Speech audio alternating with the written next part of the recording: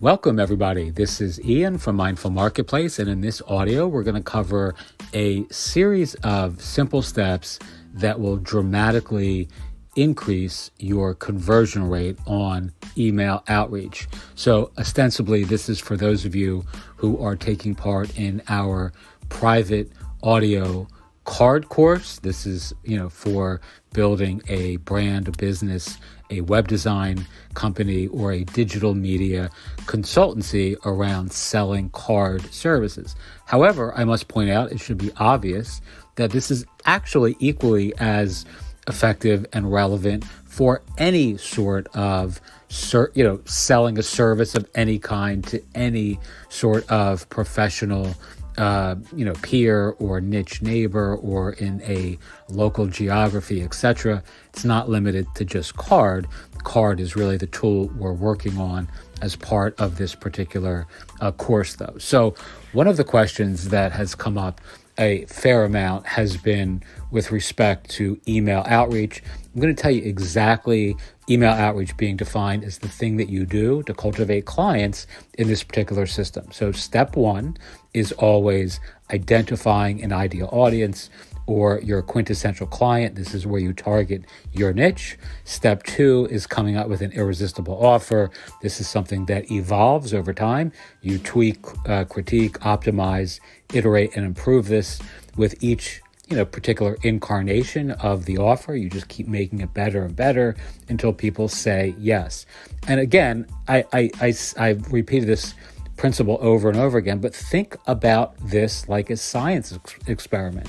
Think about testing a hypothesis, which is people need X that I'm about to offer, and get interested in responses rather than feeling like you're either getting yes or no's or you're getting turned down or rejected, etc. I mean, one of the great, kind of limitations for all of us, myself included, is coming up with an idea that you think is really going to work and then finding out that it doesn't work, and you kind of get dejected and kind of crawl back into a corner of feeling like you're not going to become successful. I think the key is actually to think about it very differently. Think about all of this as just testing a hypothesis or throwing experiments out there into the world and not being wedded to any particular one until it gets the sort of result that actually builds your brand, builds your business,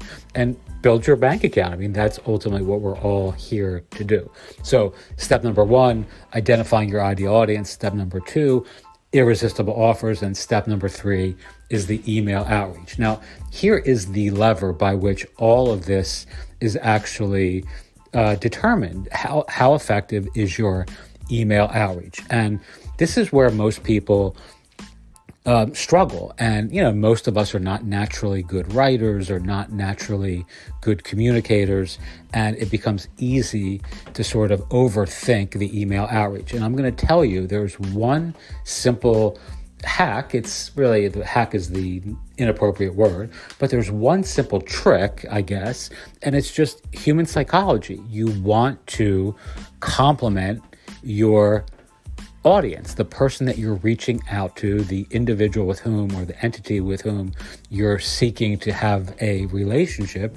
You simply say something super specific and really nice about them, and you're going to find your email outreach is going to yield really great results. It is the single most important piece of this entire process. You want to compliment the person that you are introducing yourself to prior to saying anything else. So what I do, and you'll have an example of this if you're in our course, is I use their name in the subject line.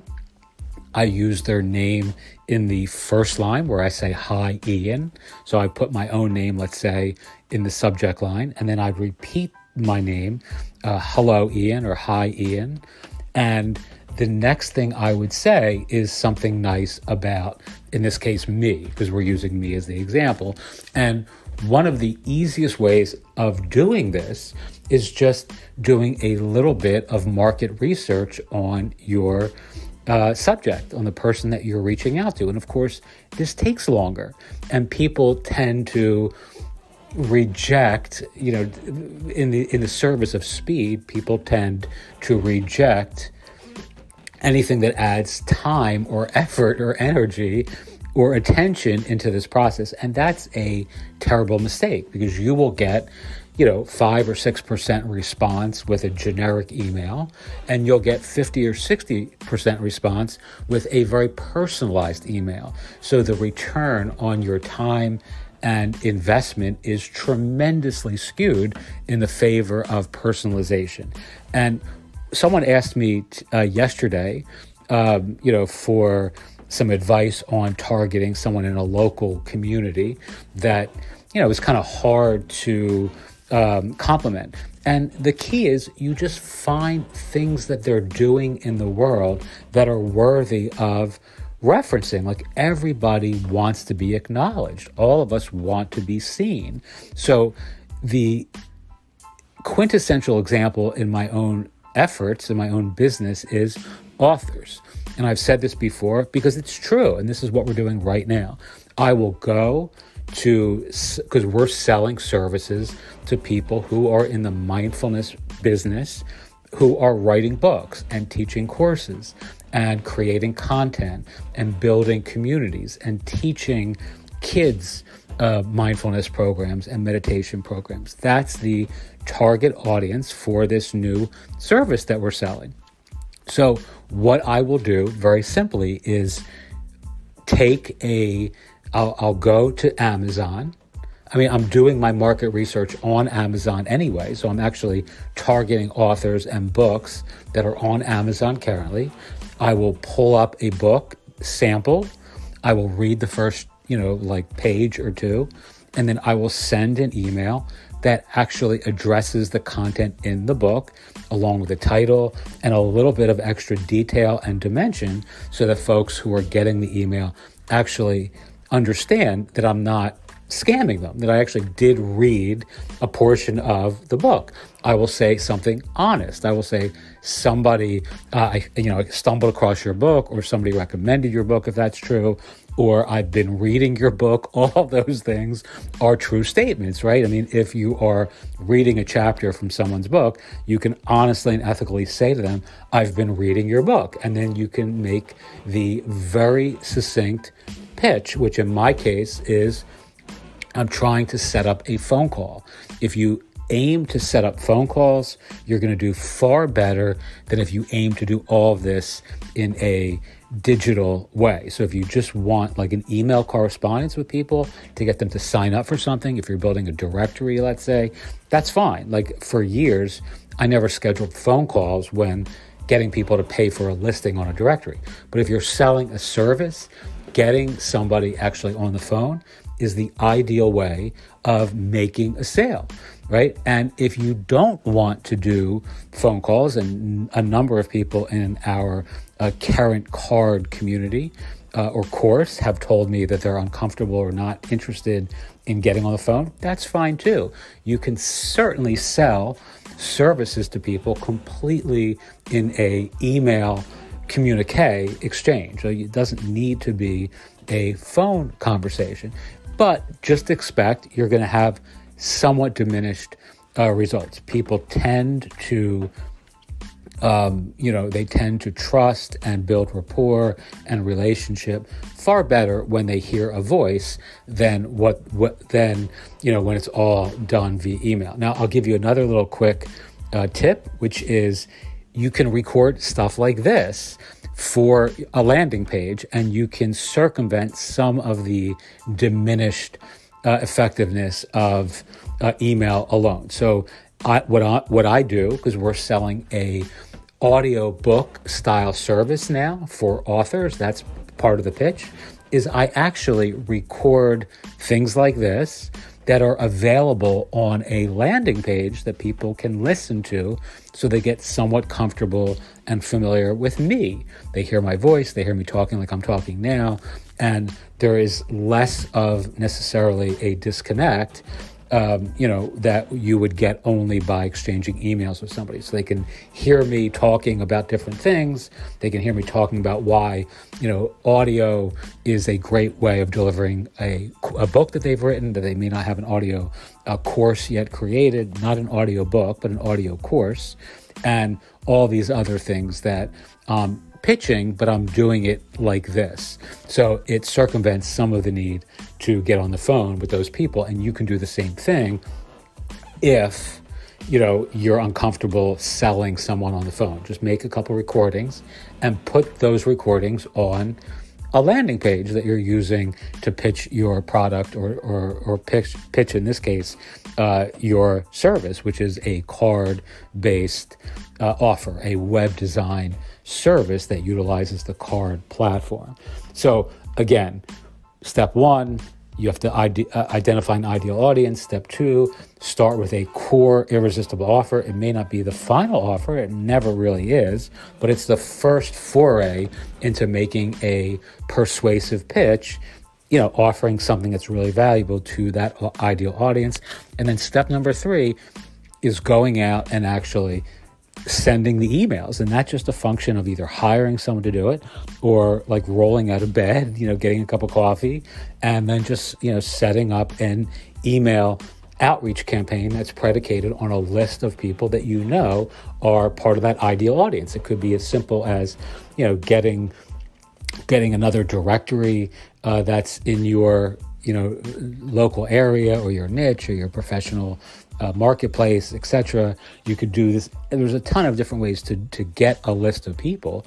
I'm using Amazon in the example I just gave you. I've done many of these where I'll go to a competitor's directory. So if you're building a directory, you can certainly go and find another directory that's like yours and use that email list as a way of facilitating contact, or visiting their profiles, visiting their web pages and getting their contact information that way.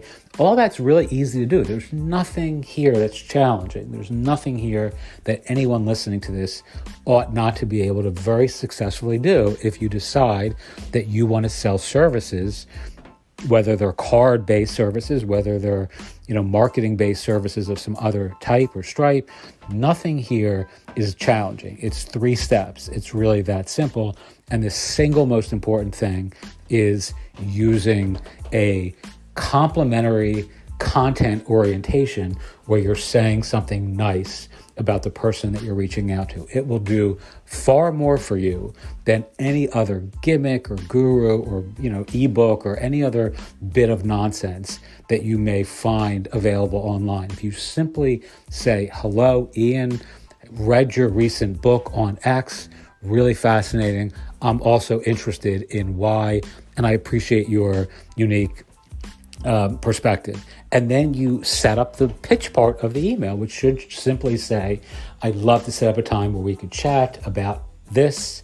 This is my schedule, or I'm available pretty much during these hours. Would love to hear back from you, respectfully, you, right? And it's that simple. You don't want to give away the compliment by pitching someone overly aggressively. So you don't want to actually say something really nice about the person's work and then start selling them with the next sentence or your next breath, because you will give away all of the gains that you've gotten by dint of complimenting them. So that's a fine line that we all need to navigate. I've certainly seen people say nice things to me and then immediately start pitching me on something that is overly aggressive and overly assertive. And I'll give you a really quick example, and then I'll shut up, and then we can apply this in your business. You can ask questions. Again, if you're in this course, feel free to ask me questions, and I will record specific audios specifically for you. That's why we're doing all this in an audio first format. I will give you a audio file that will, address your specific challenges. All right. So somebody today sent me an email. Someone invited me to participate in something that I agreed to do. And it was a cold email that they sent me initially, but predicated on some familiarity with what we were working on, again, in these audio course, universes. And I signed up for a trial of the software that this individual is selling. And then he wanted to set up a time with me to discuss further using and paying for their software. And I said, we'll give it a shot over the course, or we'll do a deeper dive in the next week or so. A little bit busy right now. Really appreciate your unique tool. Really looks great. Although I'm not sure it's a good fit for our use case. And his response in the email that he sent back to me was, thank you so much for, your honest assessment. And then he asked a bunch of questions that were very pitchy, very pushy, and almost insulting. He said something like, I'm curious. I can't remember how he phrased it, but it was something like, I'm wondering why, knowing that you use XYZ software, which is a competitor of theirs, why you'd think that we wouldn't be, and he put in quotations, a good fit for your use case, which is sort of regurgitating my own words, putting quotes around them. And it has almost an insulting kind of valence to me. And, and then he said, can we set up a call for later today?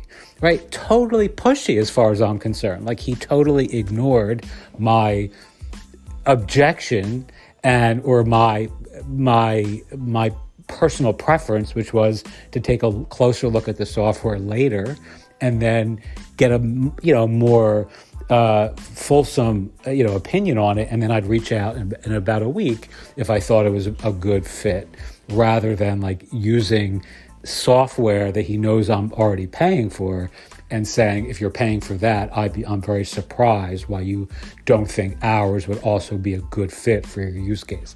Anyway, don't do that, right? Just don't be overly pushy. Try to get people on the phone when you can. And if you can't, set up something that works for your style, for your comfort. Use audio and video if that's something that you're comfortable doing.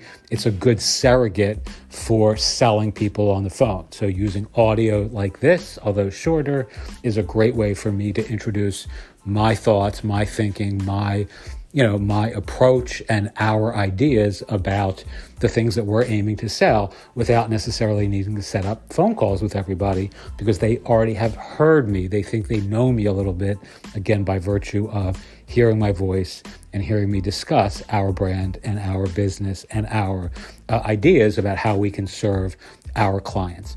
Okie doke. Hope this has been helpful.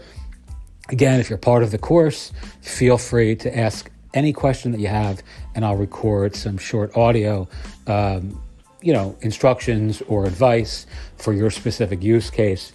Teach what you know, do what you love, wake up the world with your work. Thank you so much for listening, and as always, have a wonderful night.